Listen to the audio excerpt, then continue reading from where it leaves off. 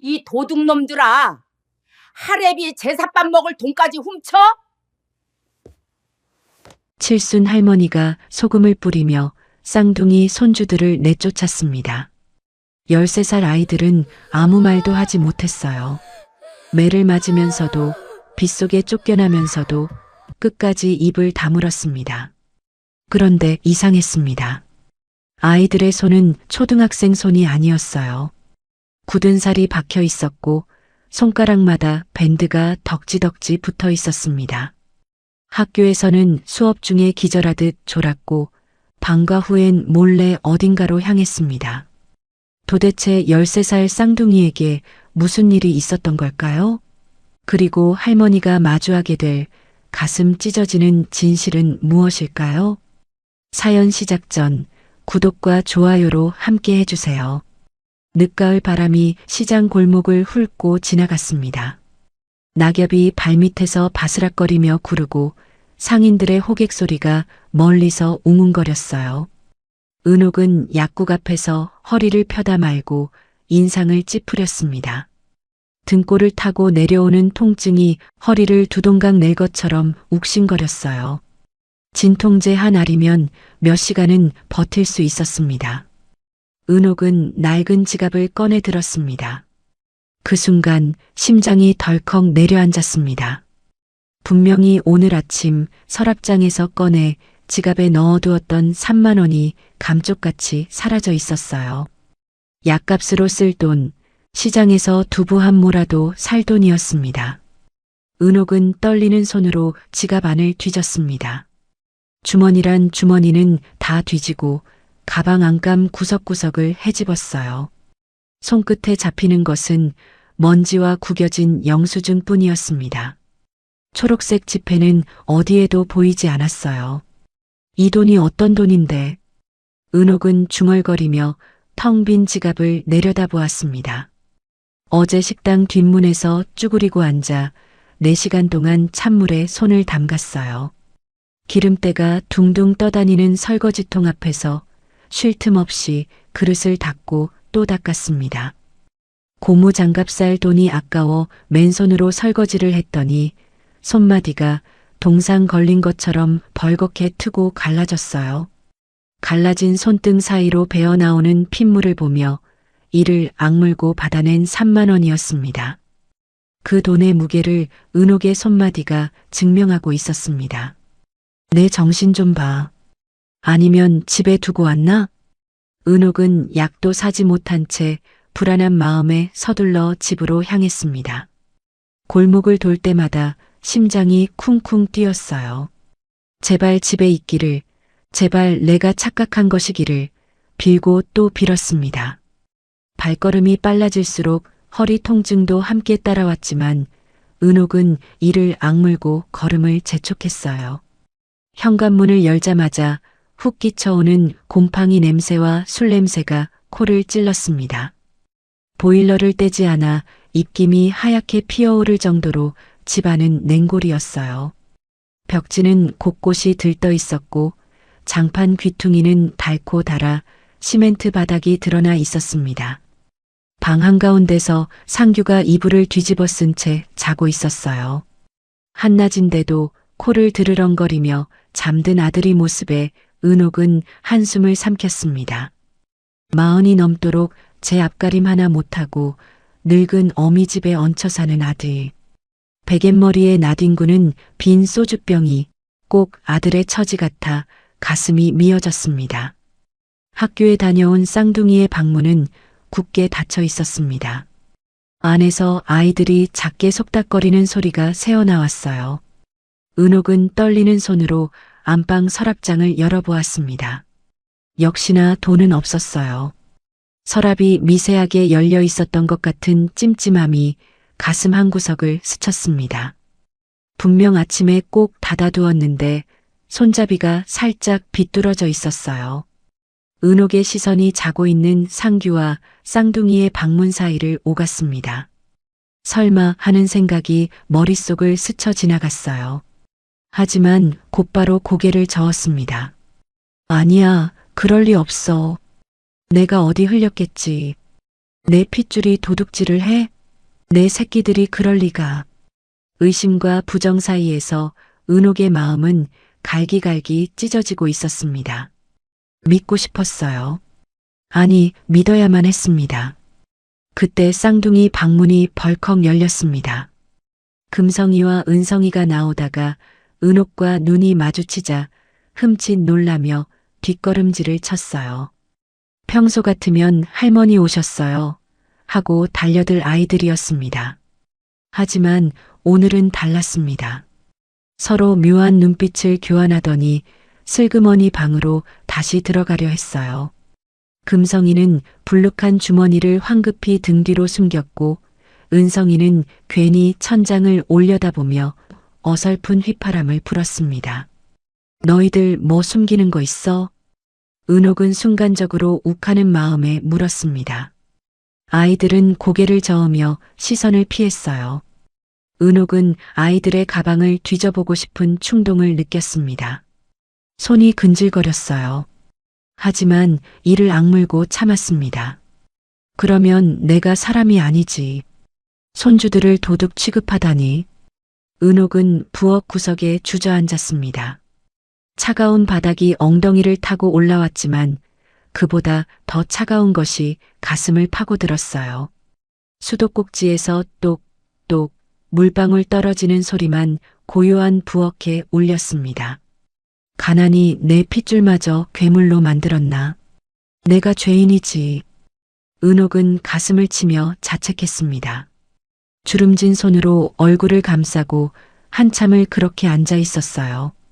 70평생 악착같이 살아왔건만 늙어서 이 꼴이라니. 서러움이 목구멍까지 차올랐습니다. 사실 오늘 아침은 더 비참했습니다. 뼈마디가 시린 늦가을 오후 주민센터 상담 창구 앞에서 고개를 푹 숙이고 있었어요. 플라스틱 의자가 차가웠고 형광등 불빛이 유독 눈을 찔렀습니다. 사회복지사는 난처한 표정으로 모니터와 은옥을 번갈아 보았어요. 할머니, 이번에도 수급자 선정 탈락이에요. 왜요? 왜 또? 은옥의 목소리가 떨렸습니다. 사회복지사는 안경을 고쳤으며 모니터를 가리켰어요. 할머니, 아드님 앞으로 그랜저가 한 대 있어요. 압류된 대포차라는 건 말씀해 주셔서 알겠는데요. 서류상으로는 재산으로 잡혀서요. 나라에서 도와줄 방법이 없어요. 그놈의 차 타보지도 못했는데. 은옥은 입술을 깨물었습니다. 상규가 사업한다며 끌어다 쓴 돈, 그 빚더미 속에서 대포차만 덩그러니 남았습니다. 정작 차는 어디 있는지도 모르는데 서류상으로는 재산이라니. 법이 그렇다는 말에 은옥은 힘없이 발길을 돌려야 했어요. 주민센터를 나서는 발걸음이 천근만근이었습니다.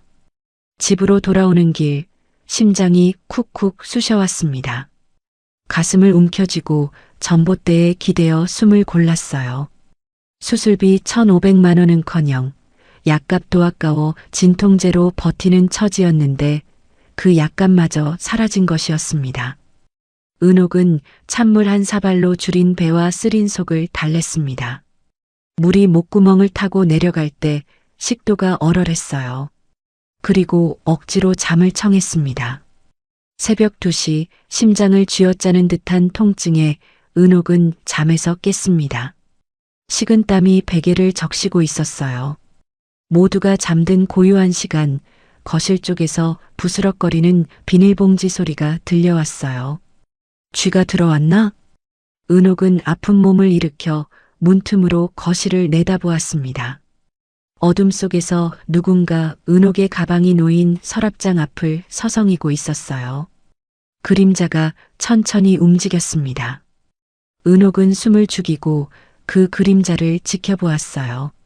심장이 쿵쿵 뛰어 귀까지 울렸습니다. 제발 도둑이길, 차라리 모르는 사람이길 간절히 바랐습니다. 달빛이 창문으로 스며들었습니다. 그 희미한 빛에 비친 실루엣은 상규의 것이었어요. 구부정한 어깨, 헝클어진 머리카락. 틀림없었습니다. 그림자가 은옥의 지갑에 손을 대는 순간 사각 하는 소리가 들렸어요. 지폐가 스치는 소리였습니다. 은옥은 확인하고 싶었습니다. 뛰쳐나가 그 손목을 붙잡고 싶었어요. 하지만 확인하는 순간 무너질 것 같아 차마 문을 열지 못했습니다. 두 손으로 입을 틀어막고 소리 없이 몸을 떨었어요. 눈물이 주름진 볼을 타고 흘러내렸습니다. 그림자가 사라지고 난 뒤 은옥은 뜬 눈으로 밤을 지새웠습니다. 천장의 얼룩을 멍하니 바라보며 생각했어요. 설마 내 지갑에 손 댈 사람이 이 집에 누가 있겠어? 날이 밝아왔습니다. 창문 사이로 희뿌연 아침 햇살이 스며들었어요. 은옥은 다시 지갑을 확인했습니다. 이번엔 남은 동전 몇 개마저 사라져 텅 비어 있었어요. 지갑 안쪽이 휑하게 드러나 있었습니다. 은옥의 눈빛이 차갑게 식어갔습니다. 그 절망 어린 시선이 아들 방과 손주들의 방문을 향했어요. 손끝이 미세하게 떨리고 있었습니다. 이 작고 낡은 집안에서 도대체 무슨 일이 벌어지고 있는 걸까요? 은옥이 곧 마주하게 될 진실은 단순히 사라진 돈 3만 원의 문제가 아니었습니다. 다음 날 아침 은옥은 목이 타들어가 잠에서 깼습니다. 입안이 바싹 말라 혀가 입천장에 달라붙을 지경이었어요. 습관적으로 시간을 확인하려 손을 뻗었지만 베개 옆이 텅 비어 있었습니다. 어젯밤 분명히 머리맡에 두고 잤는데 손에 잡히는 건 차가운 장판뿐이었죠. 은옥은 이불을 들추고 베개 밑을 뒤져보았지만 허사였습니다. 거실을 지나 부엌으로 나왔습니다.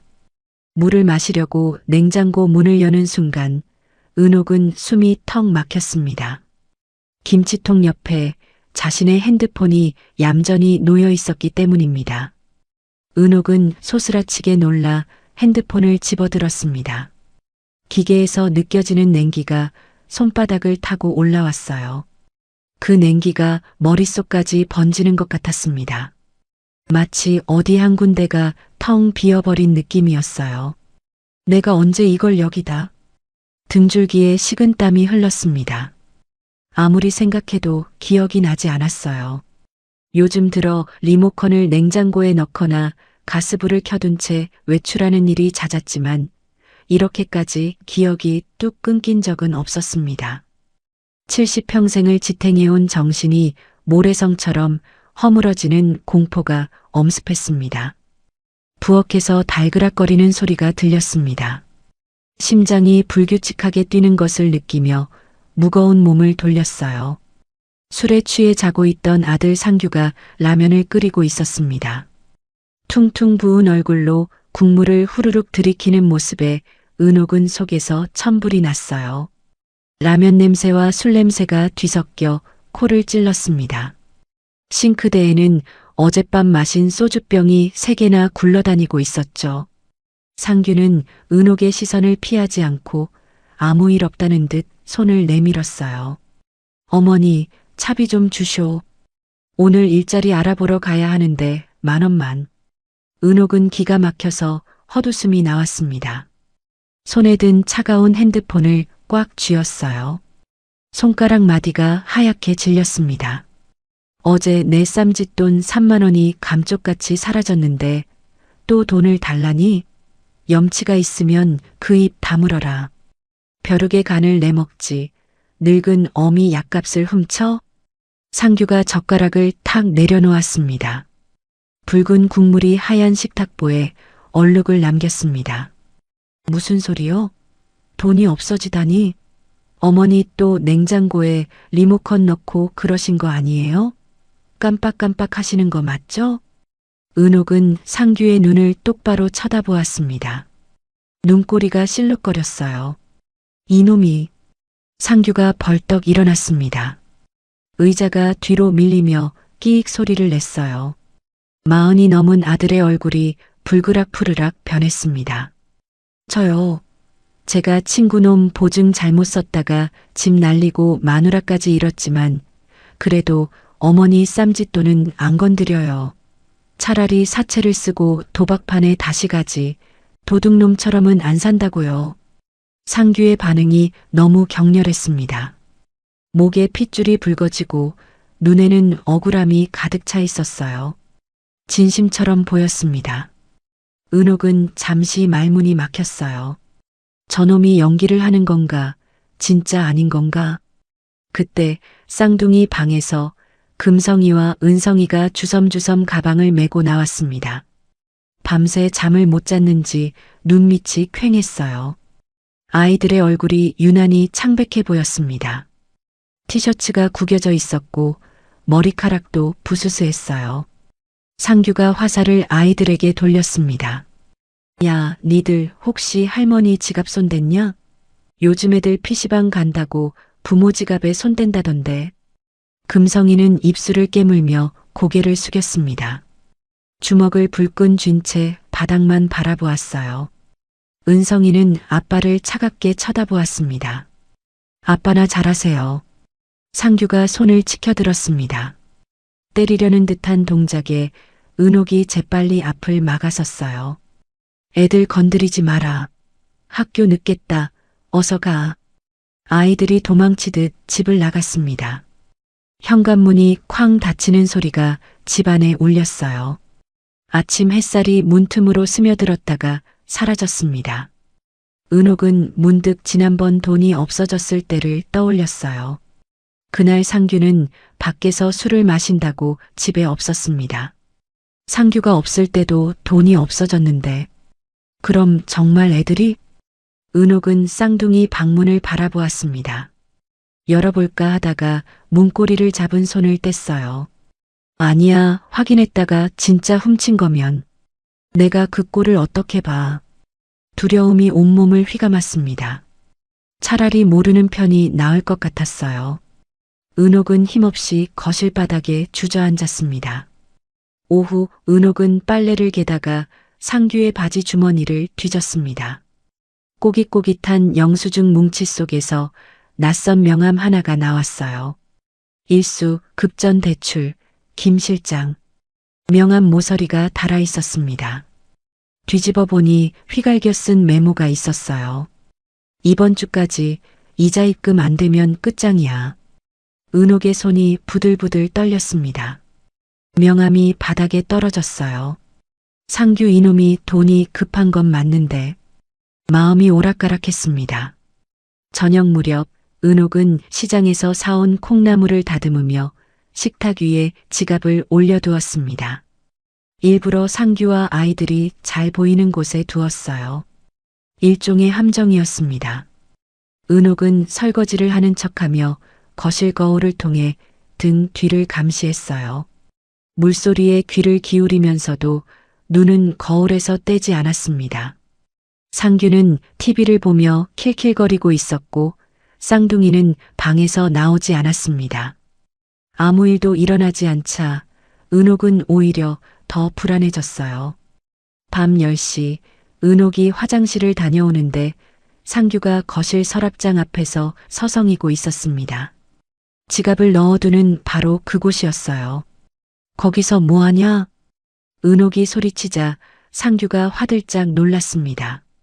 어깨가 움찔했어요. 아니. 라이터 좀 찾느라고. 상규는 황급히 방으로 들어갔습니다. 문이 쾅 닫혔어요. 은옥은 즉시 지갑을 열어보았습니다. 다행히 돈은 그대로 있었어요. 안도의 한숨을 내쉬었지만 심장 통증은 가라앉지 않았습니다. 가슴을 움켜쥐고 벽에 기대어 한참을 서 있었어요. 새벽 3시 은옥은 갈증 때문에 다시 잠에서 깼습니다. 목구멍이 타들어가는 것 같았어요. 물을 마시러 나왔다가 상규의 핸드폰 화면이 번쩍이는 걸 보았습니다. 상규는 코를 골며 자고 있었어요. 은옥은 홀린 듯 다가가 핸드폰 문자 메시지를 훔쳐보았습니다. 발신자는 김 실장이었어요. 백상규 씨, 오늘 입금 안 됐네요? 내일은 집에 찾아갑니다. 아들내미들 학교도 알고 있으니까 처신 잘하세요. 끔찍한 협박 문자에 은옥은 입을 틀어막았습니다. 손이 덜덜 떨렸어요. 아들놈이 빚 때문에 손주들까지 위험하게 만들었다는 사실에 피가 거꾸로 솟았습니다. 그때 은옥의 시선이 베개 밑에 넣어두었던 자신의 지갑으로 향했습니다. 느낌이 쎄했어요. 떨리는 손으로 지갑을 열어보았습니다. 3만 원이 또 사라져 있었어요. 지갑 안이 텅 비어 있었습니다. 분명 아까 자기 전까진 있었던 것 같은데 상규는 계속 자고 있었습니다. 코 고는 소리가 규칙적으로 들렸어요. 그렇다면 상규가 자는 사이에 누군가가 손을 댄 것이었습니다.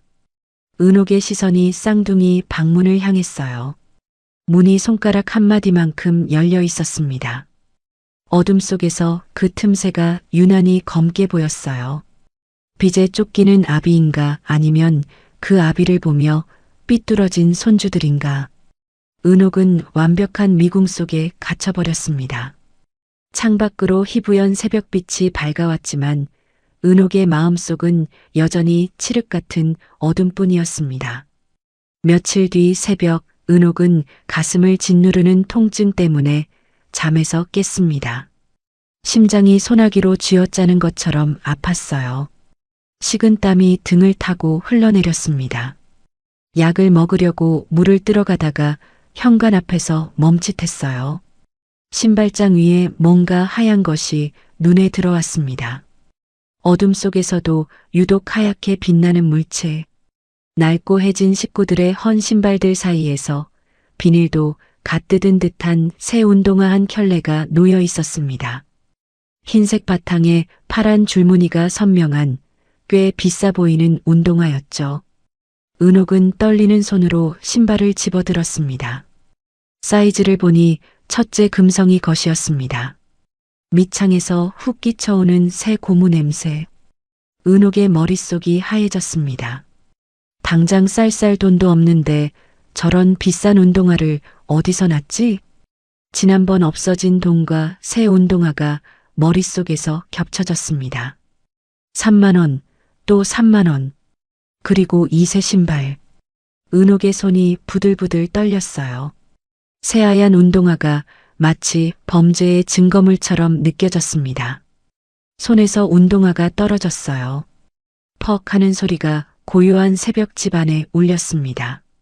아침 식사 시간 은옥은 밥그릇을 내려놓으며 금성이를 뚫어져라 쳐다보았습니다. 금성이는 고개를 숙인 채 밥을 떠먹고 있었어요. 젓가락질이 어딘가 불안해 보였습니다. 너 현관에 그 신발 뭐냐? 금성이가 밥을 먹다 말고 사례가 들렸습니다. 콜록콜록 기침을 하며 물을 들이켰어요. 얼굴이 빨갛게 달아올랐습니다. 그거요? 그냥 친구가 준 거예요. 친구가? 요즘 세상에 누가 새 신발을 공짜로 줘? 너 솔직하게 말 안 해? 은옥의 목소리가 높아졌습니다. 식탁 위 반찬 그릇들이 달그락거렸어요.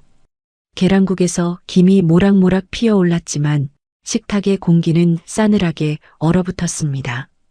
옆에 있던 동생 은성이가 형을 툭 치며 눈치를 주었어요. 금성이는 기어들어가는 목소리로 변명했습니다. 주었어요. 아파트 단지 재활용장에서. 거짓말 마라. 재활용장에서 저렇게 멀쩡한 게 나올 리가 있어?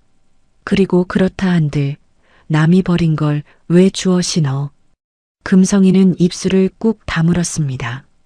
숟가락을 쥔 손이 미세하게 떨리고 있었지만 끝까지 입을 열지 않았습니다. 은옥은 그 침묵을 도둑질에 대한 인정으로 받아들였죠. 내가 너희를 굶기기를 했냐, 뭘 했냐? 남의 돈에 손대서 치장을 해? 분위기가 싸늘하게 얼어붙었습니다. 아이들은 밥도 제대로 못 먹고 등교했어요. 현관문이 닫히고 은옥은 텅 빈 집에 혼자 남았습니다.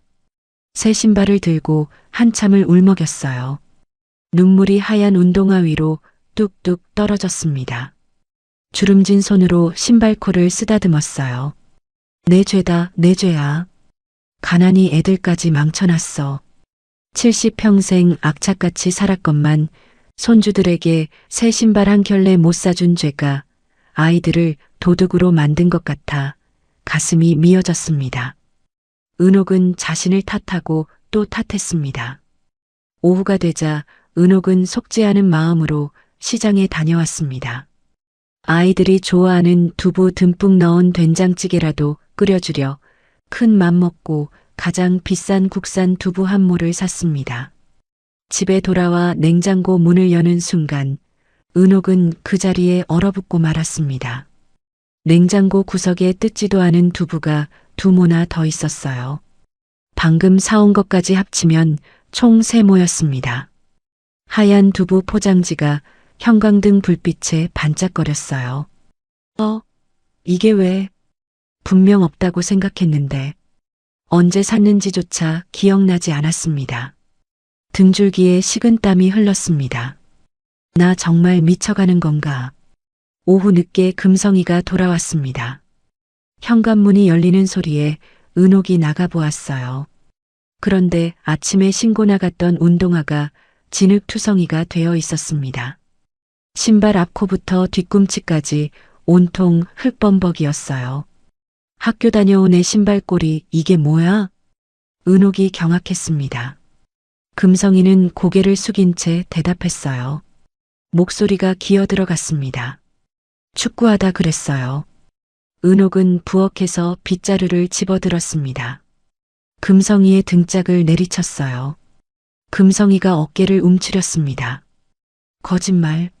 오늘 하루 종일 비 왔는데 무슨 축구야? 너희들 나쁜 친구들이랑 어울리며 남의 물건 훔치고 다니는 거야? 이제 아주 작정을 했구나. 금성이는 맞으면서도 죄송하다는 말만 반복했습니다. 변명 한마디 없는 모습에 은옥은 더 속이 터졌어요. 왜 변명을 안 하는 거냐? 떳떳하면 말을 해야지. 빗자루를 든 손에 힘이 풀려 바닥에 떨어뜨렸습니다.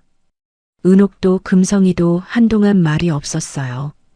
저녁에 들어온 상규는 현관에 벗어놓은 흙투성이 신발을 보며 혀를 찼습니다. 술 냄새가 풍겼어요. 내 교육 좀 잘 시키라니까. 은옥은 상규에게 소리쳤어요. 목청이 찢어지는 것 같았습니다. 네가 애비냐? 애비 노릇을 제대로 했으면 애가 저러겠냐고. 은옥의 고함에 상규는 방문을 쾅 닫고 들어가 버렸습니다. 그날 밤 은옥은 잠들지 못하고 뒤척였습니다. 심장이 불규칙하게 뛰었어요. 천장을 바라보며 한숨만 내쉬었습니다. 그때 쌍둥이 방에서 속삭이는 소리가 들려왔어요. 은옥은 숨을 죽이고 귀를 기울였습니다. 형, 다리 괜찮아? 아까 넘어질 때 많이 까졌던데. 은성이의 목소리였습니다. 금성이가 낮게 대답했어요. 괜찮아. 근데 신발 더러워져서 어쩌냐? 내일도 그 집 가야 하는데. 은옥의 심장이 쿵 내려앉았습니다. 그 집? 도둑질하는 집을 말하는 건가? 아니면 훔친 물건을 파는 장무라비 집인가? 13살짜리 아이들이 범죄 소굴에 드나든다고 생각하니 등골이 오싹해졌습니다. 은옥은 방문을 벌컥 열고 싶었지만 확인하는 순간 자신이 감당 못할 끔찍한 진실이 튀어나올 것 같아 차마 손을 뻗지 못했습니다. 문고리를 잡으려던 손을 거두고 은옥은 어둠 속에서 소리 죽여 흐느꼈습니다. 다음 날 아침 은옥은 지갑을 확인하지 않았습니다. 돈이 또 없어졌을까봐 무서워서요. 하지만 시장에 가려고 무의식적으로 연 지갑은 역시나 텅 비어 있었습니다. 1,000원짜리 한 장도 남지 않았습니다. 은옥의 눈빛이 차갑게 식어갔습니다. 이제 의심은 확신이 되었습니다. 그래, 내 핏줄이 도둑질을 한다면 내가 직접 잡아서 다리 몽둥이를 분질러 놔야지. 은옥은 떨리는 손으로 겉옷을 챙겨 입었습니다. 아이들이 말한 그 집이 어디인지 오늘 기필코 알아낼 작정이었습니다. 며칠 뒤 오후 은옥은 몸살 기운을 이기지 못하고 식당에서 조퇴를 했습니다. 아침부터 설거지통 앞에 서 있는데 눈앞이 자꾸 어른거렸어요. 뼈마디가 쑤시고 머리가 지끈거렸습니다. 쉬면 돈이 안 된다는 걸 알면서도 오늘은 정말 더 버틸 수가 없었죠. 현관문을 여는데 안방에서 우당탕 소리가 들렸습니다. 방문을 여니 상규가 은옥의 화장대 서랍을 뒤지다 소스라치게 놀라며 돌아보았습니다. 어머니, 왜 벌써 오셨어요? 상규는 무언가를 손에 쥐고 있다가 황급히 등 뒤로 감추었습니다. 손놀림이 어찌나 빠르던지 은옥은 그게 뭔지 볼 수도 없었어요. 하지만 따질 힘이 없었습니다. 온몸에 열이 오르고 다리가 후들거렸어요. 심장도 불규칙하게 뛰었습니다. 도둑고양이처럼 뭐하냐? 좀 비켜라, 눕게. 은옥이 비틀거리며 자리에 눕자 상규는 쭈뼛거리며 거실로 나갔습니다. 문이 닫히는 소리가 들렸어요. 상규의 발소리가 거실을 가로질러 멀어졌습니다. 은옥은 이불을 끌어당기고 눈을 감았어요. 머리가 깨질 듯이 아팠습니다. 잠깐이라도 눈을 붙여야겠다 싶었어요. 누워있던 은옥의 머릿속에 아까의 장면이 스쳤습니다. 상규가 화장대에서 무언가를 꺼내더니 자신이 들어오자 황급히 숨기던 모습, 거실로 나가면서 은성의 가방 쪽으로 무언가를 휙 던지던 모습까지 정확히 보지는 못했지만 묘한 느낌이 들었습니다. 혹시 내 약값을 저기다 숨겼나? 은옥은 아픈 몸을 억지로 일으켰습니다. 머리가 핑 돌았지만 참았어요. 벽을 짚고 천천히 일어났습니다. 확인해야 했어요. 은성이의 가방으로 다가가 지퍼를 열었습니다. 교과서와 공책들 사이 깊숙한 곳에 손을 넣었어요. 손끝에 딱딱한 사각형 물체가 잡혔습니다. 꺼내보니 돈이 아니었습니다. 하얀 담배 한 갑과 빨간 라이터였어요. 이미 한두 개피가 비어 있었고 역한 니코틴 냄새가 코를 찔렀습니다. 은옥은 눈앞이 캄캄해졌습니다. 13살짜리 초등학생 가방에서 담배라니.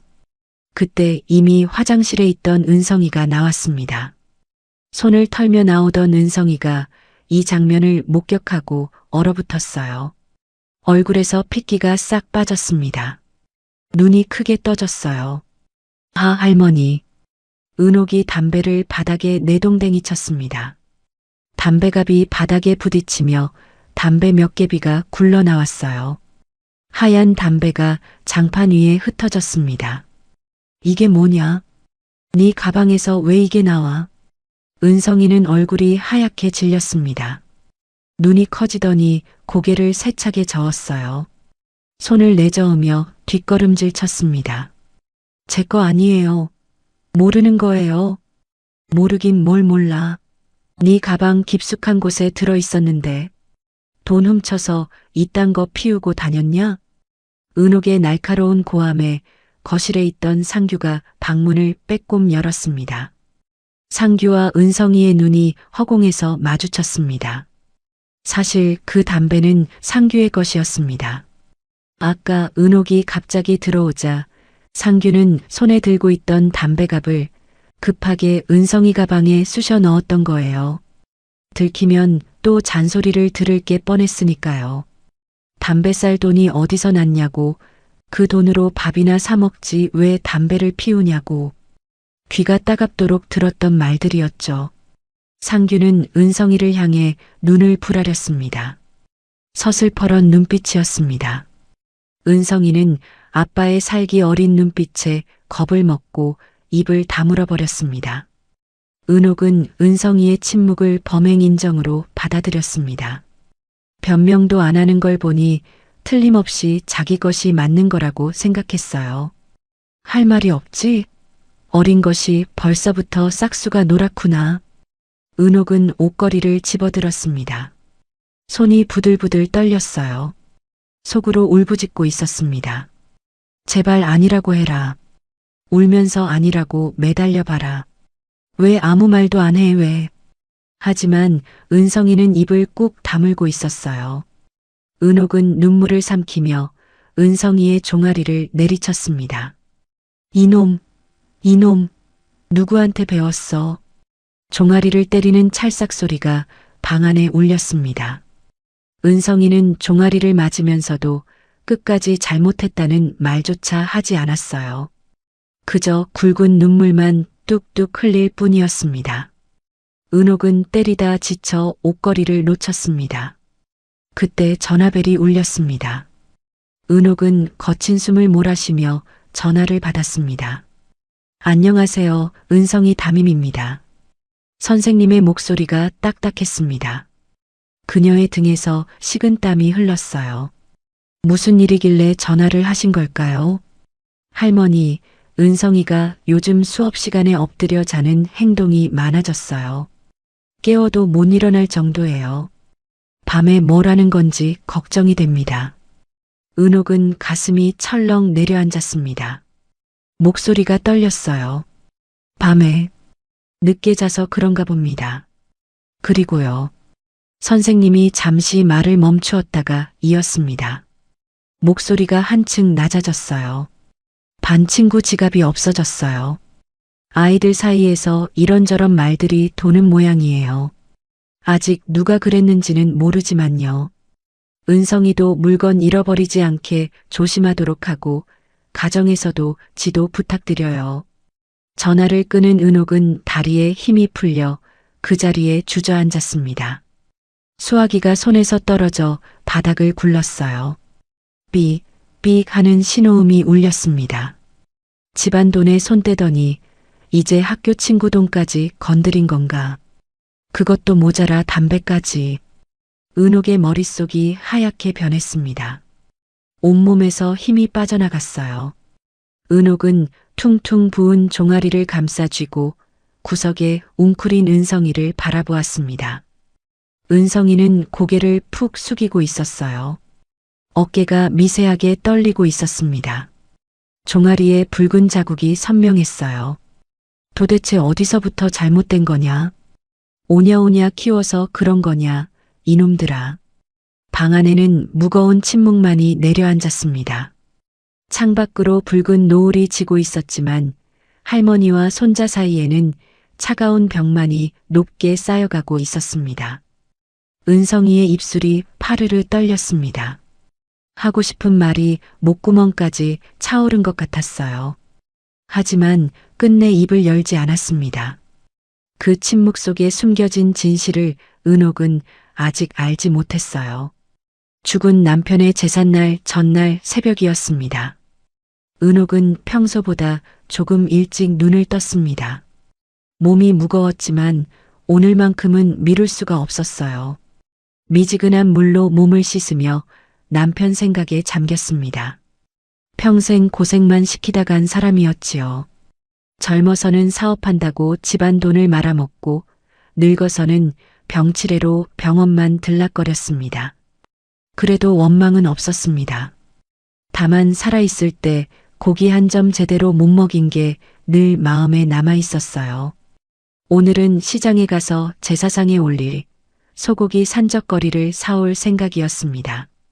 1년에 딱 한 번, 이날만큼은 고기 냄새라도 맡게 해주고 싶었습니다. 돌아가신 사람에게나마 그게 그녀가 할 수 있는 마지막 도리라고 생각했어요. 은옥은 장롱 깊숙한 곳으로 손을 넣었습니다. 양말 뭉치 속에 숨겨두었던 쌈짓돈을 찾기 위해서였습니다. 설거지하고 받은 일당에서 1,000원, 2,000원씩 떼어 모은 돈. 허리와 손마디가 부서져도 참고 모은 돈이었어요. 꼬박 석 달을 모았습니다. 그런데 양말이 힘없이 푹 꺼졌습니다. 손을 휘저어봐도 잡히는 건 낡은 양말뿐. 돈이 없었습니다. 은옥은 장롱을 다 뒤엎었습니다. 이불을 털고 옷가지를 다 꺼내보았어요. 서랍장 구석구석, 베개 밑, 이불 속까지 뒤졌습니다. 먼지만 폴폴 날릴 뿐 돈은 흔적도 없었습니다. 안 돼. 여보, 이거 당신 고깃값인데. 은옥의 손이 사시나무 떨듯 떨렸습니다. 무릎에 힘이 풀려 그 자리에 주저앉았어요. 불규칙하게 뛰는 심장 박동이 귀에까지 울렸어요. 눈앞이 흐려졌습니다. 죽은 남편에게 미안해서, 자신이 한심해서 눈물이 앞을 가렸어요. 그때 현관문이 열리는 소리가 들렸습니다. 늦게 돌아온 쌍둥이가 현관에 들어서고 있었어요.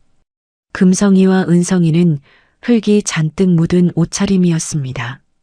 바지 무릎이 까맣게 더러워져 있었고 신발에도 진흙이 잔뜩 붙어 있었어요. 손톱 밑에까지 흙이 껴 있었습니다. 마치 땅을 파헤치고 온 것 같은 모습이었어요. 순간 은옥의 머릿속에서 퍼즐이 맞춰졌습니다. 새 운동화, 은성이 가방 안에 담배, 그리고 사라진 3만 원. 이놈들이 돈 훔쳐서 밖으로 나돌더니 기어이 흙구덩이까지 뒹굴고 다니는구나. 이성이 툭 끊어졌습니다. 은옥은 부엌으로 달려갔습니다. 굵은 소금이 담긴 바구니를 들고 나왔어요. 손이 부들부들 떨렸습니다. 이 도둑놈들, 니들이 사람이냐? 할애비 제삿밥 먹을 돈까지 훔쳐? 영문을 모르는 아이들에게 소금을 뿌려댔습니다.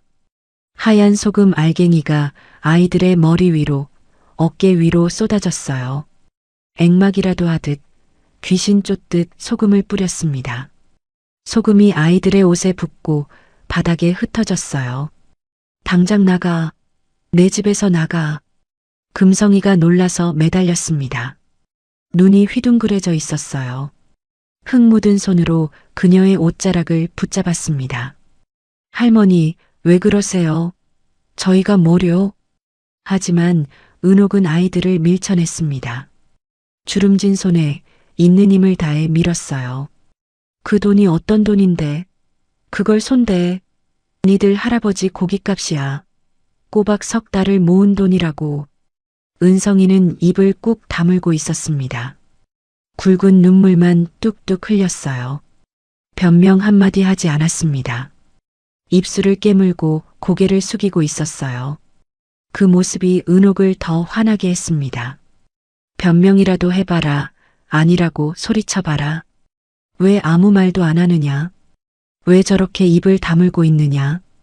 은옥은 아이들을 현관 밖으로 떠밀었습니다.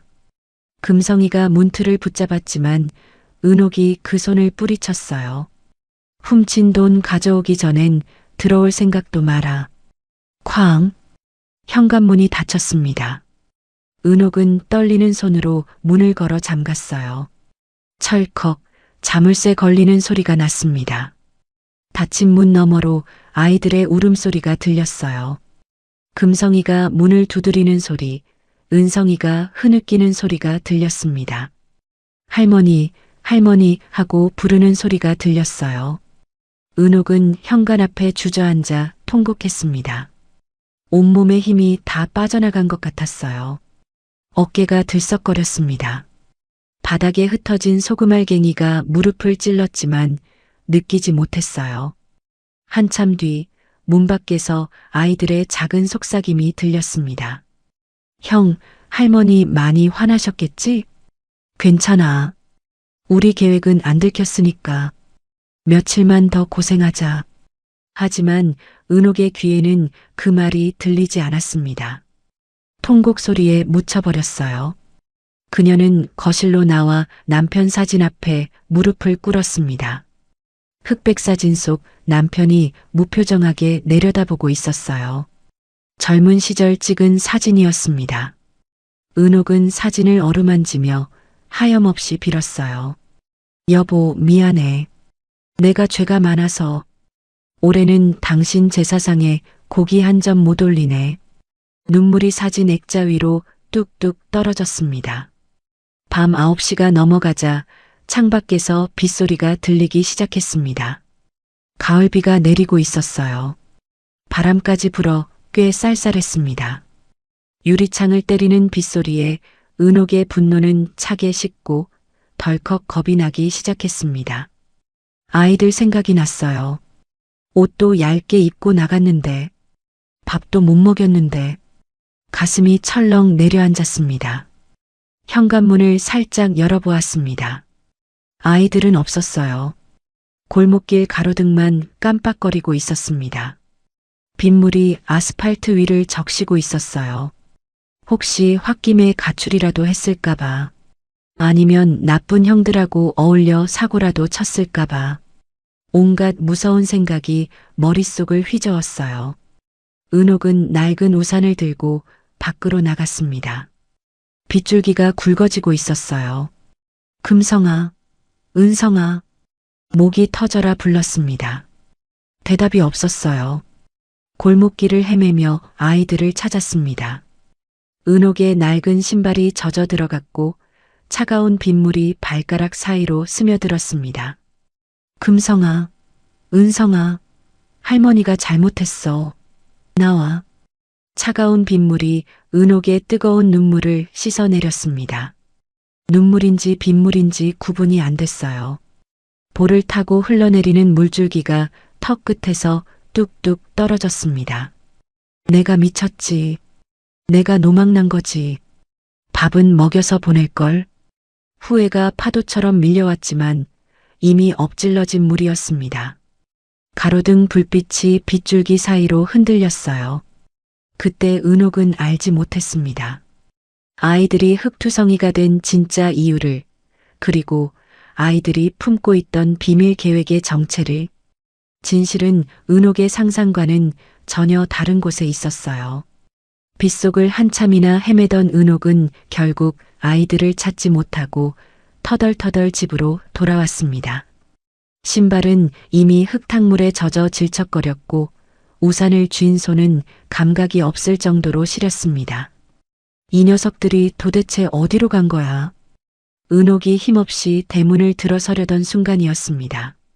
현관문 앞 희미한 센서 등 불빛 아래 웅크리고 있는 작은 그림자 두 개가 보였습니다.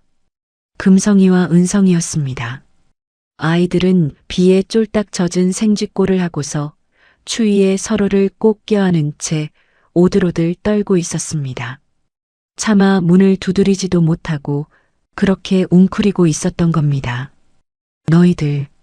그녀를 본 아이들이 벌떡 일어났습니다. 파랗게 질린 입술이 덜덜 떨렸습니다. 은옥은 안도감에 다리에 힘이 풀릴 뻔했지만 동시에 화가 치밀었습니다. 하지만 그 처량한 몰골을 보니 목구멍까지 차오른 욕설이 나오지 않았습니다. 들어가서 씻고 자라. 차가운 한마디를 던지고 은옥은 등을 돌렸습니다. 아이들은 말없이 젖은 몸을 이끌고 화장실로 들어갔습니다.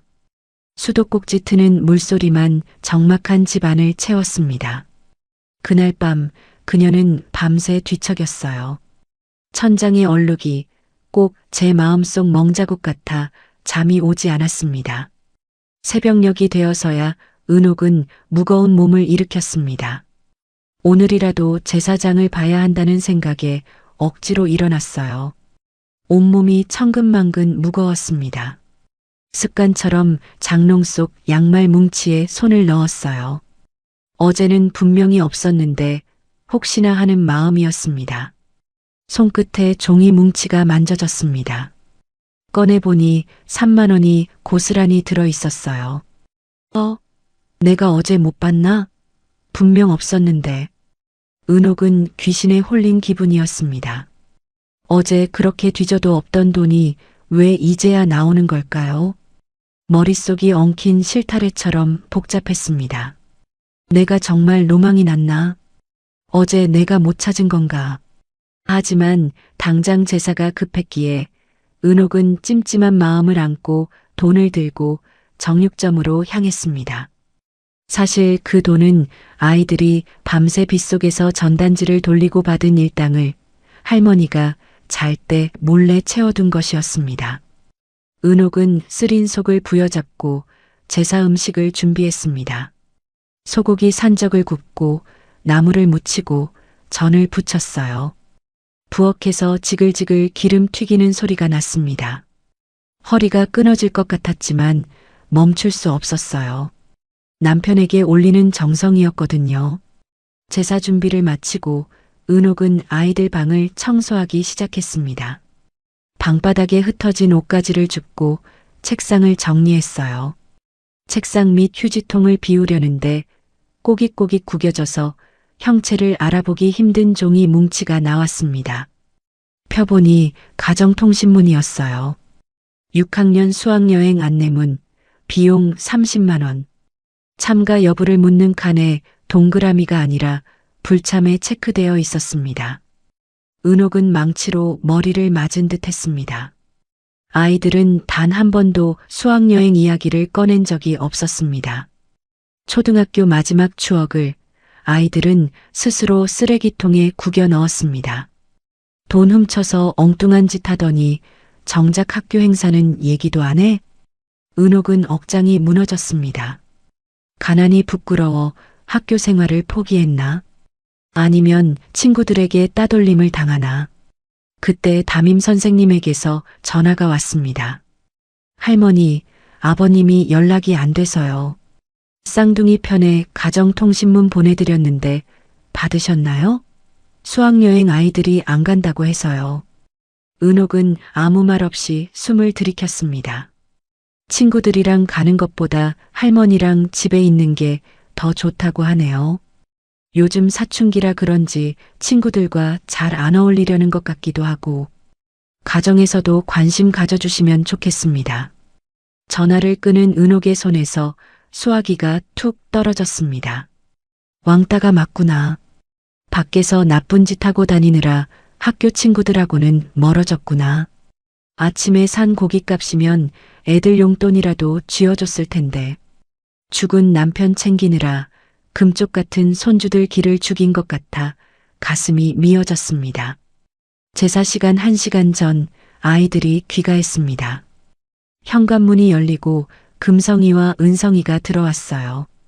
은옥은 무심코 아이들의 손을 보게 되었습니다. 초등학생 손치고는 너무 거칠었어요. 손가락 마디마디에 밴드가 붙어 있었습니다. 손바닥에는 굳은 살이 박혀 있었고 손톱 밑에는 때가 끼어 있었어요. 사실 식당 일과 전단지를 돌리다 다친 상처였습니다. 하지만 은옥은 알 길이 없었어요. 은옥은 묻고 싶었습니다. 너희 학교에서 맞고 다니니? 아니면 누구 때리고 다니니? 왜 손이 이 모양이니?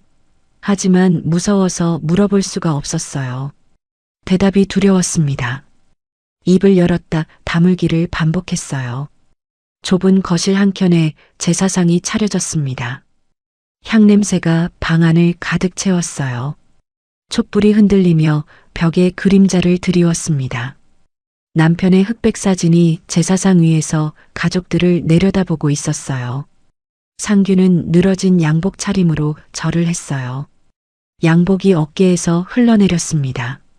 쌍둥이도 묵묵히 절을 올렸어요. 고개를 숙이고 엎드리고 다시 일어나는 동작이 어딘가 어색했습니다. 여보, 많이 드쇼. 우리 상규, 손주들 잘 보살펴 주시고. 제사가 끝나고 음복 시간이 되었습니다. 제사 음식을 나눠 먹는 시간이었어요. 쌍둥이가 산적과 나물을 허겁지겁 집어먹었습니다. 마치 며칠 굶은 아이들처럼 입안 가득 음식을 쑤셔 넣었어요. 젓가락이 쉴 틈 없이 움직였습니다. 볼이 불룩하게 부풀어 올랐어요. 천천히 먹어, 채알라. 은옥은 목이 메었습니다. 눈시울이 붉어졌어요. 아이들의 볼때기가 볼록하게 부풀어 오른 모습을 바라보았습니다. 사실 아이들은 돈 아끼느라 굶다시피 했던 거였어요. 하지만 은옥은 그 사실을 알지 못했습니다. 제사가 끝나고 설거지를 마친 은옥은 방으로 들어가 달력을 쳐다보았습니다. 모레 날짜에 빨간 동그라미가 쳐져 있었어요. 오은옥 70세 생일. 칠순이었습니다. 칠순 잔치는커녕 미역국이나 끓여 먹을 수 있을지 모르는 처지였어요. 누가 축하해 줄 사람도 없었습니다. 제사상 치운 자리에 덩그러니 앉은 은옥이 중얼거렸어요. 내 생일상은 누가 차려주나? 허탈한 웃음이 새어나왔습니다. 은옥은 약을 먹으려다 멈칫했어요. 약통을 흔들어 보니 몇 알 남지 않았습니다. 거의 다 떨어져 가고 있었어요. 약값도 없고 병원비도 없고 심장은 점점 더 아파왔습니다. 은옥은 남편 사진을 바라보았습니다. 내일 아침에는 눈을 안 떴으면 좋겠네. 이렇게 사느니 모든 게 멈췄으면 좋겠다는 생각이 들었습니다. 은옥은 자리에 누워 눈을 감았습니다. 폭풍 전야처럼 고요한 밤. 거실 시계 초침 소리만 똑똑 심장 박동처럼 울렸습니다. 그 누구도 알지 못했습니다. 내일 이 낡은 집에서 어떤 기적 같은 일이 벌어질지를.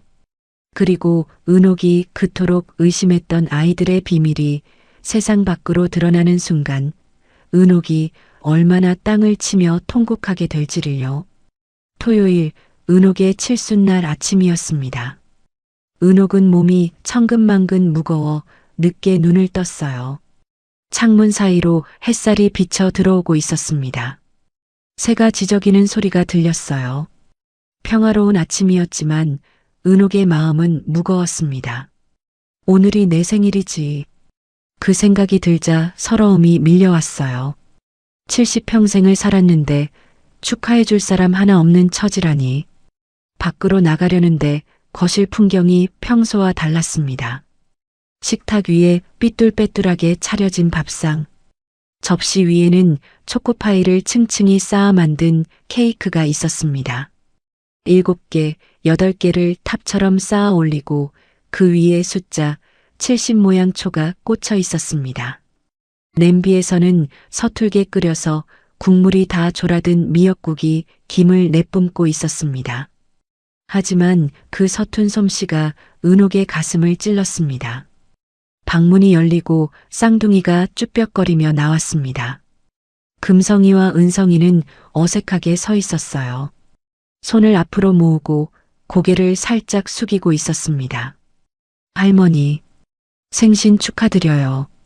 금성이가 기어들어가는 목소리로 말했습니다. 은성이도 따라서 고개를 숙였어요. 은옥은 멍하니 서 있었습니다. 말이 나오지 않았어요. 그때 식탁 위에 놓인 두툼한 흰 봉투 2개가 눈에 들어왔습니다. 은옥은 떨리는 손으로 봉투를 집어들었어요. 봉투를 열자 꼬깃꼬깃한 1,000원짜리, 5,000원짜리, 10,000원짜리가 우수수 쏟아져 나왔습니다. 구겨진 지폐들이 식탁 위에 흩어졌어요. 그리고 그 사이에서 삐뚤빼뚤한 글씨가 적힌 쪽지 2장이 바닥으로 팔랑거리며 떨어졌습니다. 은옥이 떨리는 손으로 쪽지를 집어들었습니다. 첫 번째 쪽지는 금성의 것이었어요. 할머니, 이거 수술비예요. 아직 많이 모자라지만 제가 더 벌어올게요. 제발 수술 받고 우리랑 오래오래 건강하게 살아요. 금성 올림. 두 번째는 은성의 쪽지였습니다. 할머니 생신 축하드려요. 심장 수술하고 나면 우리 같이 놀러 가요. 100살까지 같이 살아요. 아프지 마세요. 사랑해요. 은성 올림. 은옥의 손이 사시나무 떨듯 떨렸습니다. 대략 봐도 수십만 원은 좋게 되는 돈이었어요. 이게 무슨 돈이냐? 너희 진짜 훔친 거냐? 은옥의 목소리가 떨렸습니다. 편지를 보고도 믿기지 않았어요. 아니, 믿고 싶지 않은 두려움이었습니다. 이 어린 것들이 이 많은 돈을 어디서 구했단 말인가. 은성이가 고개를 세차게 저으며 울먹였습니다. 아니에요. 우리가 알바해서 번 거예요. 사장님이 나이 어려서 안 된다고 했는데 엄청 졸라서 시켜주신 거예요. 금성이가 덧붙였어요. 목소리가 갈라졌습니다. 할머니 수술비예요. 1,500만 원 모아야 하는데 아직 많이 모자라요. 죄송해요. 은옥은 머리를 한 대 맞은 듯 했습니다. 다리에 힘이 풀렸어요. 수술비? 너희가 그걸 어떻게 해? 아이들이 고백했습니다. 금성이가 입을 열었어요. 병원에서 의사 선생님이 그랬어요. 할머니 심장은 촛불 같아서 큰 충격받으면 훅 꺼진다고요. 우리가 돈 번다고 하면 할머니 쓰러질까봐. 할머니 생신 때 수술비 모아서 짠하고 드리려고 비밀로 했어요. 은성이가 덧붙였어요. 할머니가 우리한테 화내실 때도 말 못했어요. 말하면 할머니가 안 된다고 할 것 같아서요. 그래서 그냥 맞았어요. 아이들은 진료실 밖에서 그 말을 들었던 거였습니다. 할머니가 놀라서 쓰러질까봐 죽기 살기로 비밀을 지켰던 것이에요. 그래서 새벽 5시에 일어나 신문을 돌리고 학교 끝나면 전단지를 뿌리고 주말에는 식당 청소를 했습니다. 손이 트고 갈라지고 무릎이 까지고 밤에는 기절하듯 잠들었어요. 수업 시간에 졸았던 이유, 손이 거칠어진 이유, 흙투성이가 된 이유, 모든 것이 이해가 되었어요. 그럼 내 지갑에서 없어진 돈은 너희가 가져가서 채워 넣은 거냐? 아이들이 눈을 동그랗게 떴습니다. 할머니 돈은 안 건드렸어요. 오히려 우리가 번 돈을 몰래 할머니 지갑에 채워 넣으려고 했는데 그 순간 은옥의 머릿속에 번개 같은 기억이 스쳤습니다. 며칠 전 자신이 돈을 잃어버릴까봐 불안해서 장판 밑을 뜯고 돈을 넣던 기억, 쌀독 깊숙이 돈을 파묻던 기억, 베개 이 속에 돈을 꿰매 넣던 기억, 그리고 그 모든 것을 까맣게 잊어버렸던 것이었어요. 은옥이 홀린 듯 장판으로 다가갔습니다. 떨리는 손으로 장판 귀퉁이를 뜯어냈어요. 그 밑에서 접힌 지폐 뭉치가 나왔습니다. 쌀독을 뒤엎었어요. 쌀알 사이에서 비닐에 쌓인 돈다발이 쏟아져 나왔습니다. 바닥에는 아이들이 피땀 흘려 모은 수술비와 편지, 그리고 자신이 의심하며 숨겨둔 돈다발이 뒤섞여 있었어요. 구겨진 지폐들이 바닥에 흩어져 있었습니다. 내가 범인이었어. 내가 그것도 모르고. 은옥이 바닥을 치며 통곡했습니다. 손등이 빨갛게 달아올랐지만 멈출 수가 없었습니다. 내가 미쳤지, 내가 미쳤어. 할미 목숨 살리겠다는 애들을 도둑놈 취급했어. 이 돈이 어떤 돈인데? 이 돈이. 은옥은 바닥에 흩어진 지폐들을 움켜쥐었습니다. 아이들이 새벽잠 설쳐가며 번 피 같은 돈이었습니다. 은옥의 통곡 소리에 아이들이 달려와 은옥을 끌어안았습니다. 할머니 울지 마요. 우리가 잘못했어요. 진작 말씀드릴걸. 아니다. 너흰 아무 잘못 없다. 다 못난 할미 탓이야. 은옥은 은성이의 바짓단을 걷어 올렸습니다. 종아리에 시퍼런 멍 자국이 남아 있었어요. 자신이 옷걸이로 때린 자국이었습니다. 은옥은 그 멍에 얼굴을 묻고 하염없이 눈물을 쏟았어요. 이걸 어떻게, 이걸 어쩜 좋아. 세 식구는 서로를 부둥켜 안고 엉엉 울었습니다. 방 안가득 초코파이 케이크 위 향초 냄새와 미역국 냄새가 뒤섞였어요. 방문 틈으로 이 모든 광경을 지켜보던 사람이 있었습니다. 상규였어요. 상규는 바닥에 떨어진 아이들의 편지 내용을 보았습니다. 숨조차 쉬지 못하고 문고리를 잡은 채 굳어 있었어요. 자신의 어머니가 치매 증상으로 돈을 숨겼다는 사실, 어린 자식들이 제 아비보다 낫다는 사실, 뼈저린 수치심이 온몸을 휘감았습니다. 자신은 술만 마시고 빚만 늘렸는데 13살짜리 아이들이 새벽부터 일어나 돈을 벌었습니다. 상규의 눈에서도 굵은 눈물방울이 뚝뚝 떨어졌습니다. 촛불이 일렁이며 오해와 상처로 얼룩진 낡은 집안을 따뜻하게 비추기 시작했습니다. 그것은 단순한 생일 축하가 아니었습니다. 무너져가는 가족이 다시 하나로 묶이는 뜨거운 치유의 불꽃이었습니다. 눈물바람이 휩쓸고 간 뒤 방 안에는 어색한 정막이 흘렀습니다. 초코파이 케이크의 촛불은 꺼졌고 미역국은 식어 있었어요. 할머니의 오해는 풀렸지만 아직 해결되지 않은 문제가 하나 남아 있었습니다. 은성이의 담배 사건이었어요. 그 담배는 정말 누구 것이었을까요? 은옥은 은성이의 멍든 종아리에 약을 발라주며 넌지시 물었습니다. 손끝이 조심스러웠어요. 은성아, 담배. 정말 네 거 아니지? 할미가 믿어도 되지? 은성이는 입술을 달싹거렸습니다. 뭔가 말하려는 것 같았어요. 하지만 방문 틈으로 보이는 아빠의 눈치를 살피더니 고개를 푹 숙였습니다. 그 모습을 지켜보던 상규는 억장이 무너지는 것 같았습니다. 문고리를 잡은 손에 힘이 들어갔어요. 그때 아이들이 주섬주섬 겉옷을 챙겨 입었습니다. 낡은 점퍼를 걸치고 신발을 신으려 했어요. 할머니, 저희 나가봐야 해요. 오늘까지 전단지 돌리기로 약속해서. 상규가 방문을 박차고 나왔습니다. 쿵 하는 소리가 울렸어요. 가지마. 그깟 돈 몇 푼 때문에 니들 몸 다 망가진다. 상규는 떨리는 손으로 은성이의 가방을 낚아채서 바닥에 쏟았습니다. 문제집 사이에서 하얀 담배와 라이터가 툭 튀어나왔습니다. 상규는 담배를 집어들고 은옥과 아이들 보는 앞에서 우지끈 부러뜨려 가루로 만들었습니다. 어머니, 이거 제 겁니다. 상규의 목소리가 떨렸습니다. 제가 피우려다 어머니 오시는 소리에 놀라서 은성이 가방에 숨겨놨어요. 그때 은성이가 학교 다녀왔길래 은옥은 기가 막혀 말이 안 나왔습니다. 입술이 부들부들 떨렸어요. 너 담배 끊었다며?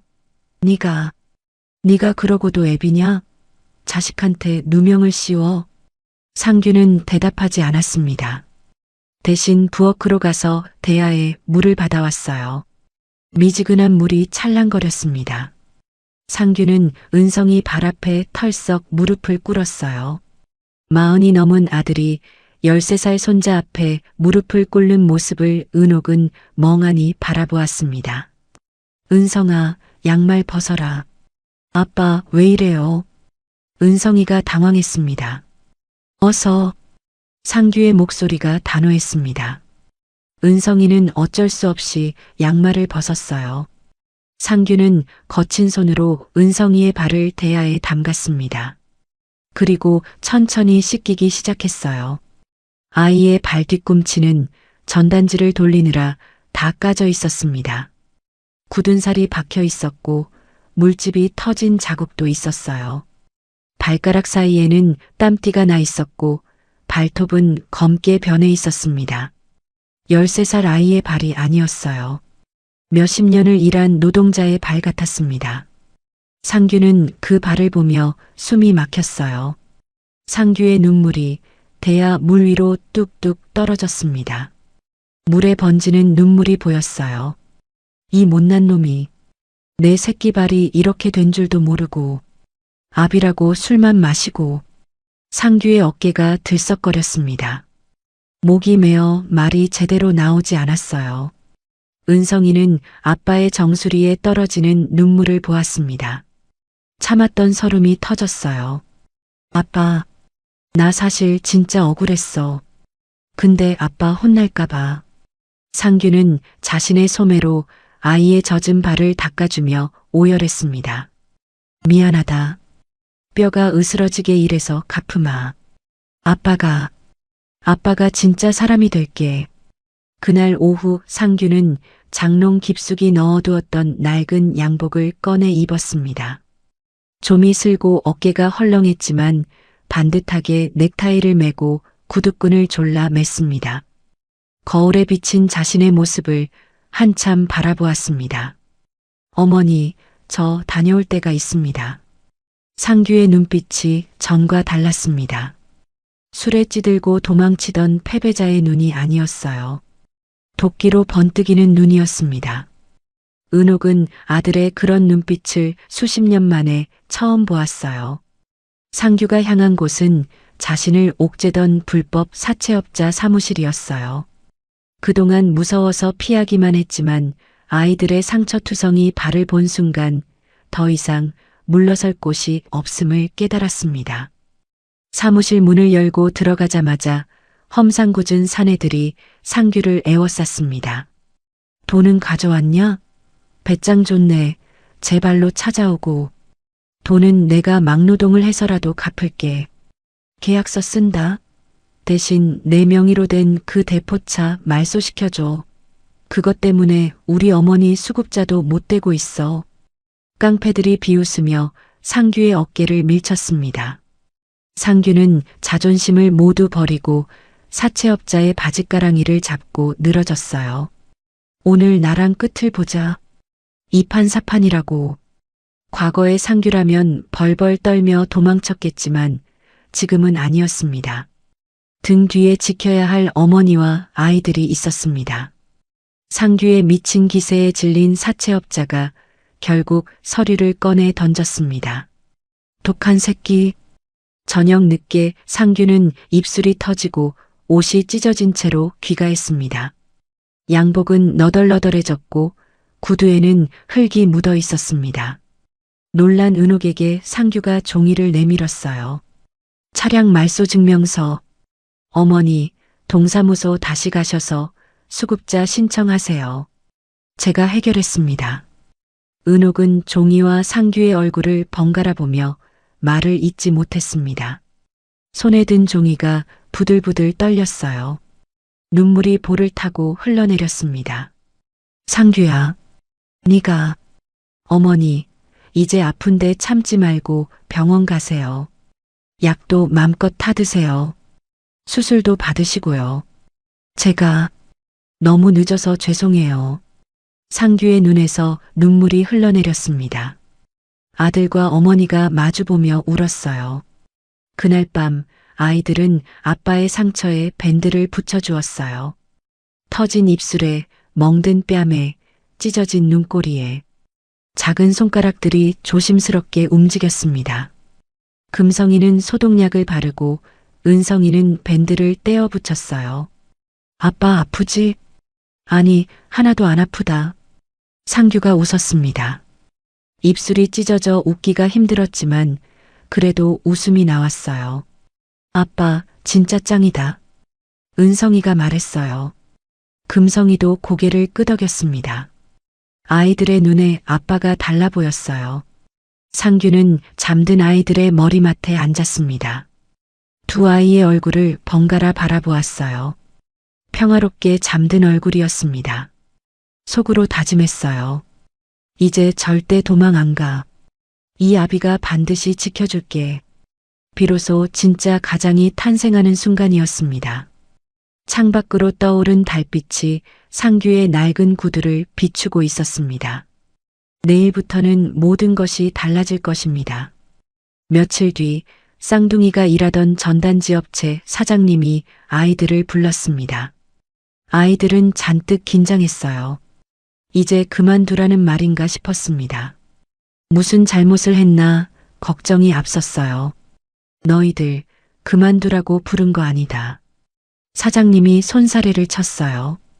오히려 따뜻한 미소를 지었습니다. 사실 사장님은 아이들의 지극한 효심에 감동하여 지역 라디오 방송 희망의 오후 코너에 사연을 제보했던 것이었습니다. 초등학생 형제가 할머니 심장 수술비 모으겠다고 이 추운 날 맨손으로 전단지를 돌립니다. 손이 트고 발이 부르터도 쉬지 않습니다. 그 사연은 라디오 전파를 타고 전국으로 퍼져나갔습니다. 방송이 나간 뒤 청취자 게시판에는 내 어릴 적 생각난다. 작지만 돕고 싶다는 문자가 쇄도했습니다. 1,000원, 만원, 5만원.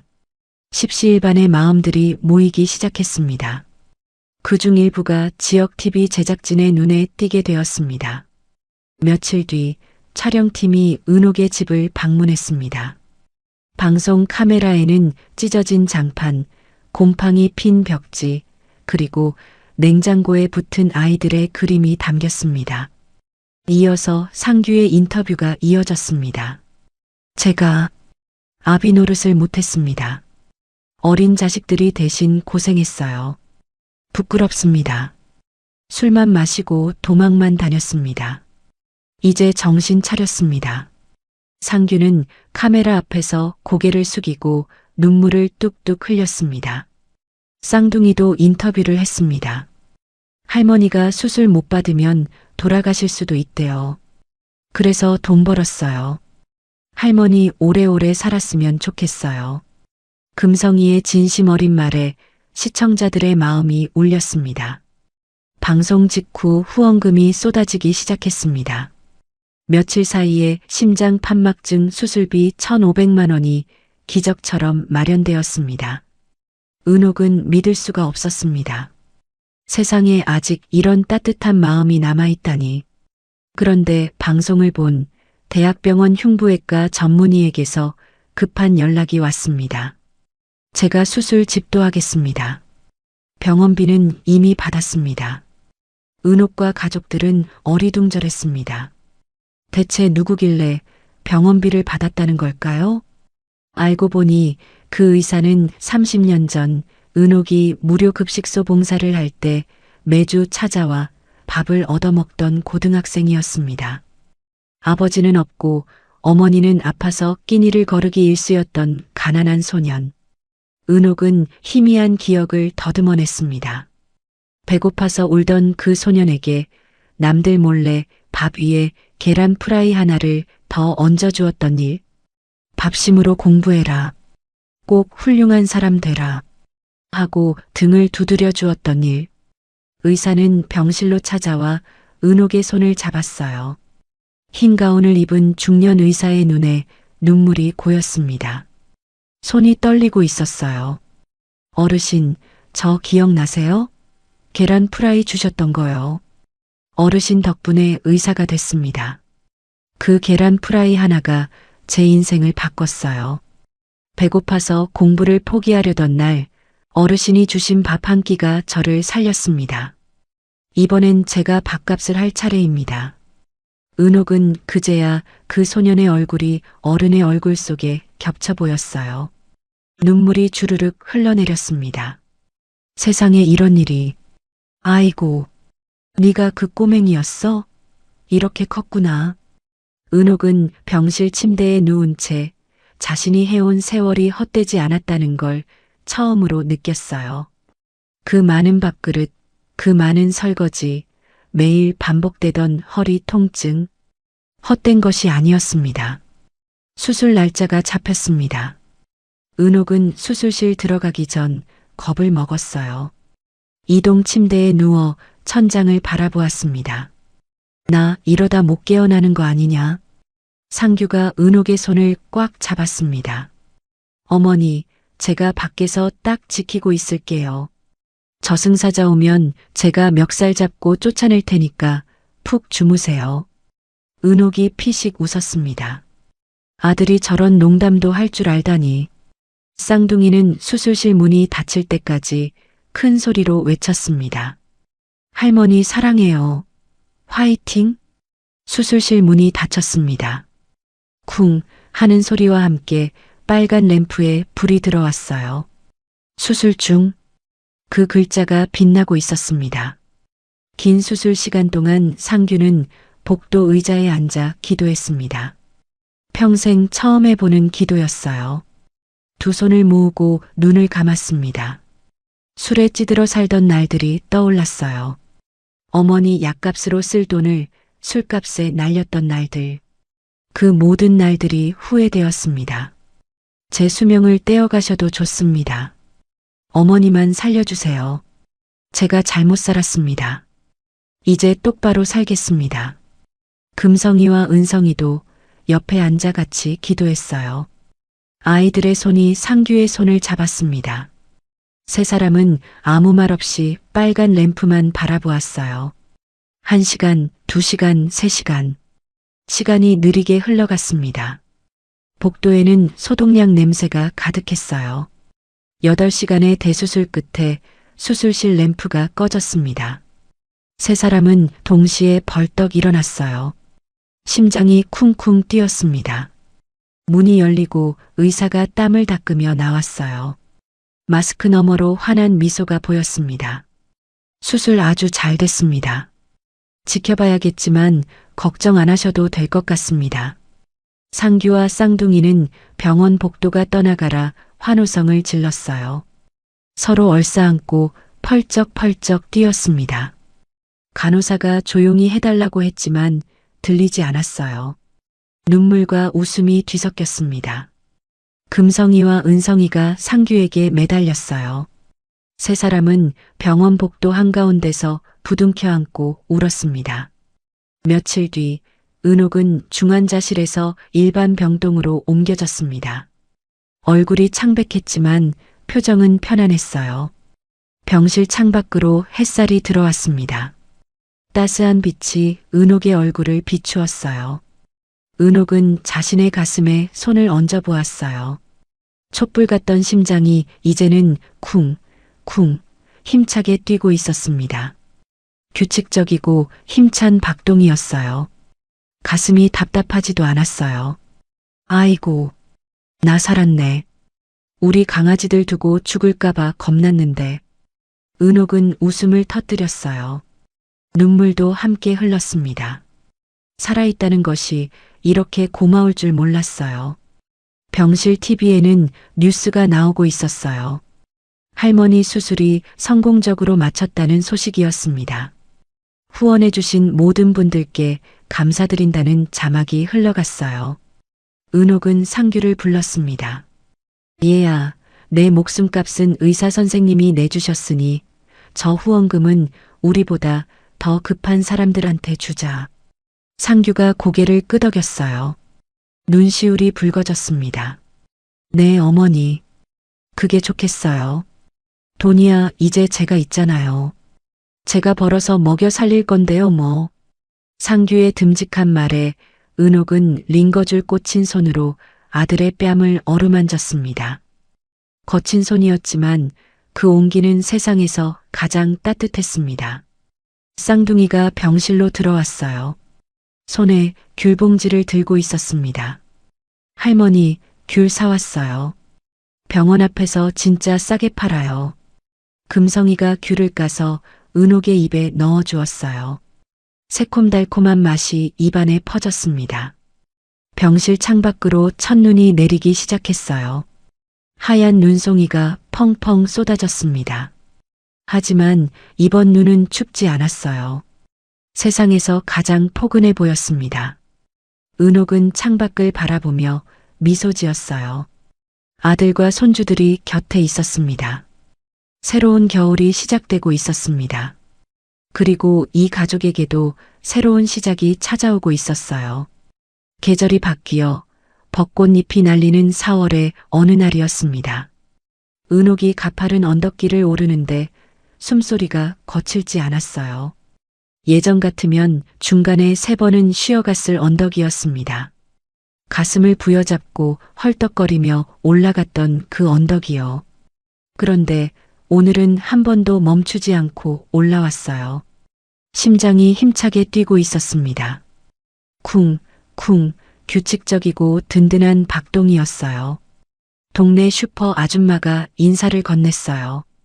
어르신, 얼굴이 폈네 폈어. 요즘 좋은 일 있으셔? 혈색이 꽃처럼 고우시네. 은옥이 수줍게 웃으며 대답했습니다. 아들이 보약을 해줘서 그런가 힘이 남아도네. 사실 보약 때문만은 아니었습니다. 마음의 평화 덕분이었습니다.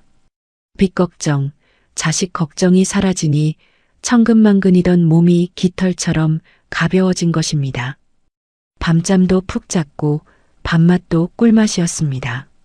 집에 들어선 은옥은 습관처럼 장판 끝을 들춰보려다 피식 웃고 멈추었습니다.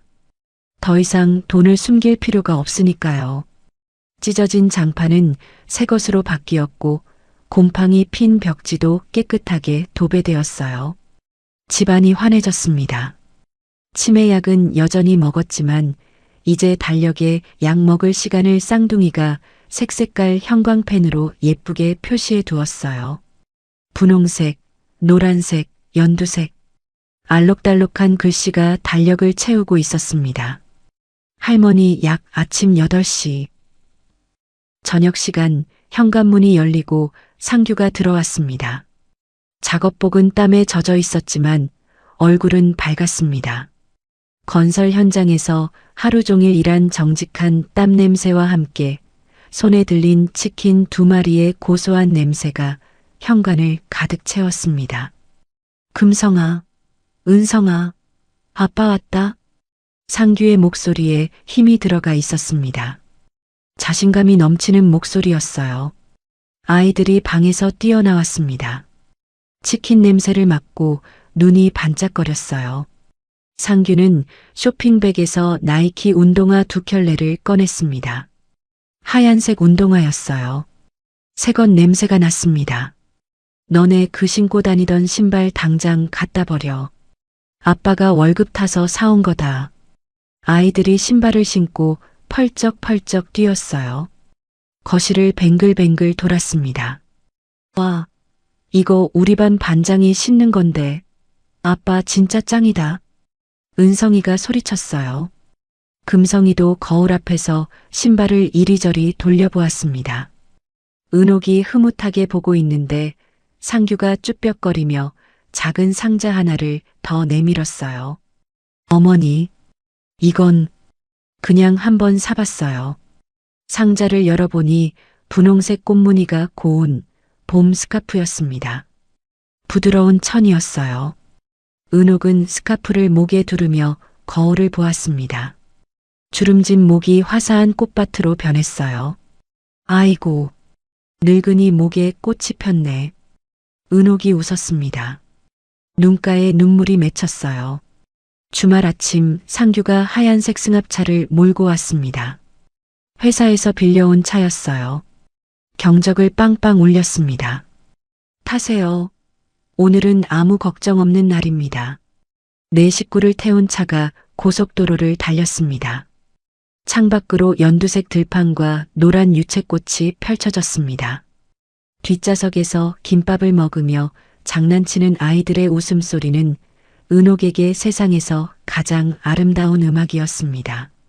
몇 시간을 달려 도착한 곳은 동해 바다였습니다. 70년 평생 산동네와 식당 부엌만 오갔던 은옥의 눈앞에 수평선이 펼쳐졌어요. 끝이 보이지 않았습니다. 하늘과 바다가 맞닿아 있었어요.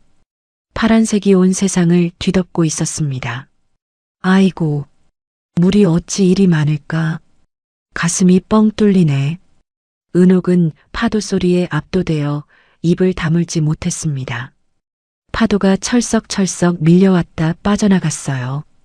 하얀 포말이 일었습니다. 짭조름한 바다 내음이 코끝을 스쳤어요. 갈매기가 하늘을 날며 끼룩끼룩 울었습니다. 이게 바다구나. 은옥은 태어나서 처음 보는 광경에 넋을 잃었어요.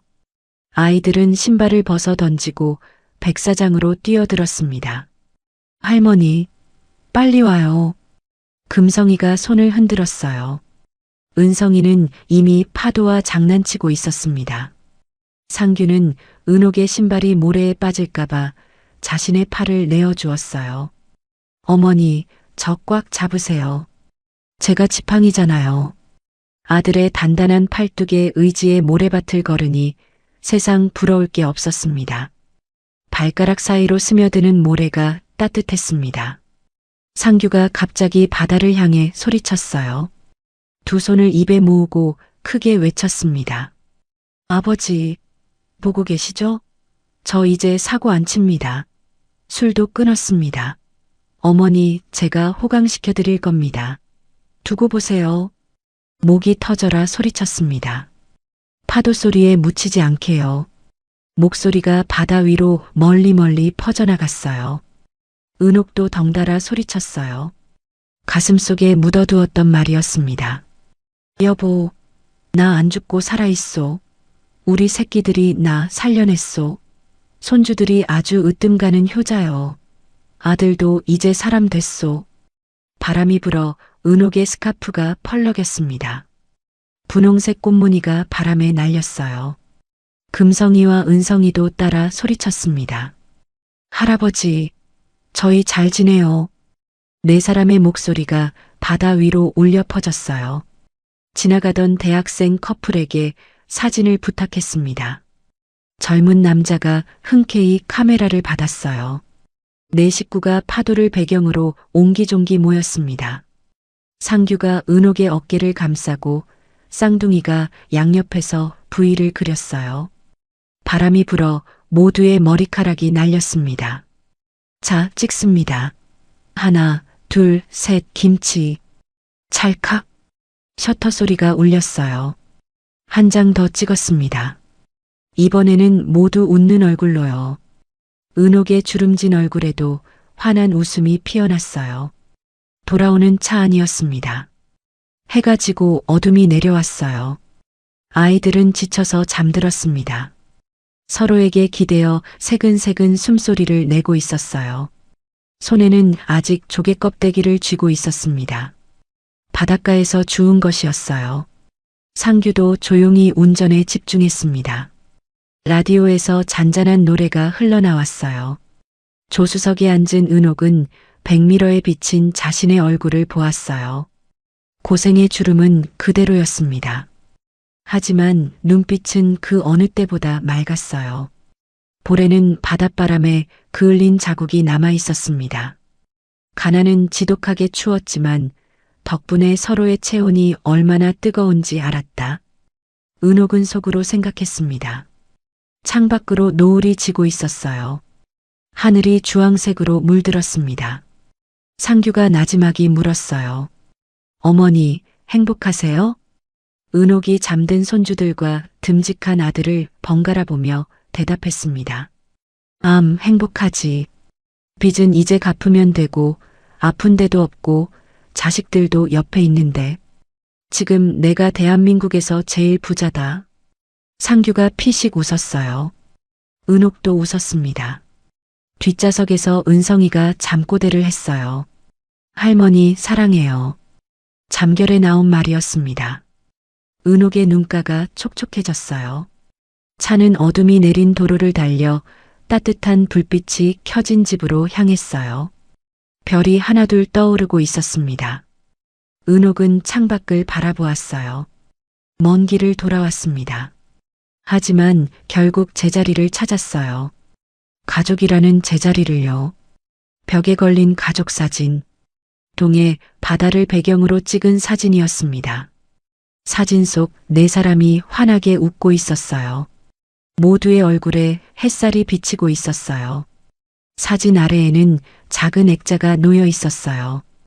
삐뚤빼뚤한 글씨로 적혀 있었습니다. 진짜 봄날. 은옥은 그 글자를 한참 바라보다가 불을 끄고 방으로 들어갔습니다. 창밖에서 바람이 살짝 불었습니다. 벚꽃잎 하나가 창에 붙었다 떨어졌어요. 은옥은 이불을 덮고 천천히 눈을 감았습니다. 이제 가족과 함께하는 새로운 내일이 기다려지는 삶이 되었습니다. 오늘 이야기를 끝까지 들어주셔서 감사합니다. 어디에서 이야기를 듣고 계신지 댓글로 남겨주시면 반드시 답장 드리겠습니다. 오늘도 행복하시고 건강한 하루 보내시길 간절히 바랍니다. 다음 이야기로 찾아뵙겠습니다. 구독, 좋아요 부탁드립니다. 햇살 같은 이야기였습니다.